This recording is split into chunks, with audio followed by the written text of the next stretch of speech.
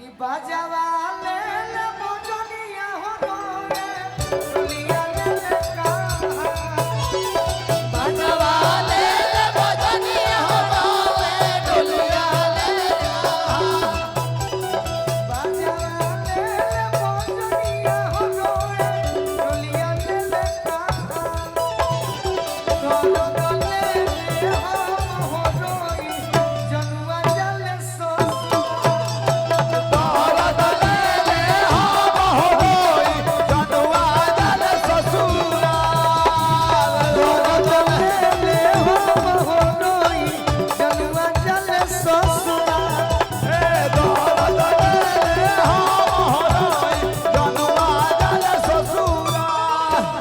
बजर परे जावा फटी फटी जाए देख के ओ सुआ के धार बजर करे जावा फटी फटी जाए देख के ओ सुआ के धार।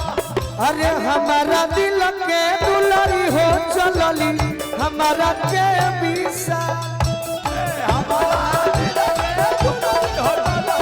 हमारा के बिसा। अरे हमारा दिल के दुलारी हो चलली हमारा के बिसा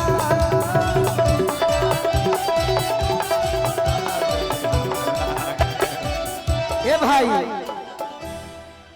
ये हमरा बहुत ही संगीत प्रेमिका भाई ये गाना सुनने वाला लोग के ना इहो बेवफाइए हो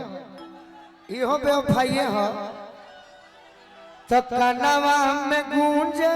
हमारा कोई के बोलिया एक बोलिया हो जस जस दूर जाता जनुआ के डोलिया जनुआ के डोलिया हो जनुआ के डोलिया। कि परते से नूरवा ओहोई अरे जानो हो वैली ये हम बात का हो का कहता लोग खइबा लोग के धोप दे ये बेवफाई वाला ना रहे अच्छे करो से खतरनाक ना काहे हाला के बड़ लोग खइबा लोग के धोप दे। अच्छा ये पूरा कर ले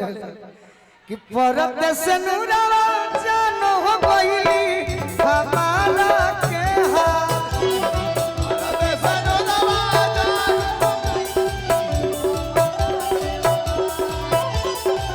हमारा दिल के दुलारी हो चलली हमारा के बिसा हमारा दिल के दुलारी हो चलली हमारा के बिसा। हमारा दिल के दुलारी हो चलली ए बेवफाई के बात सुन लो हेलो गोलू जी कुछ लोग चाहता एक है पिक पैक कर दे बड़ा चाहता लोग कि आप लोग दोनों आदमी क्लोजअप में रहें कृपया दूरी ना बनाएं बीच में। अच्छा हम क्लोजअप में रह जाई इनकर हम बचपने से क्लोजअप देखत नहीं वो संगा होगा हम इनकर अभी इज्जत कर चाहत नहीं तो इज्जत करे दलो मान ला कि 2-4 साल आदमी क्लोजअप से मुंह धोतर को दिन के बाद पेप्सोडेंट से भी हो जाता है। अरे कि जान के जुदाई आज बहुत सताओता बहुत सताओ बहुत सताओता।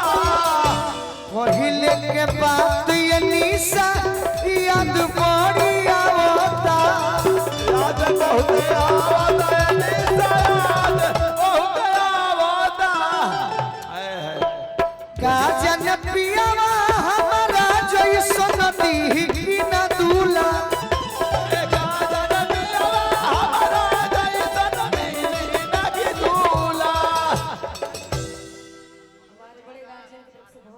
भैया हमारा रोहित कुमार जी आर के पुरम पटना ठेकेदार साहब हम तो खुश बनी कि जा जबू तो जा दुनिया के छोड़ दिलू हमारा के छोड़ दिलू तो का भई बाकी हम यही दुआ करो कि का जन पियावा हमारा जैसन दी की न दूला का जन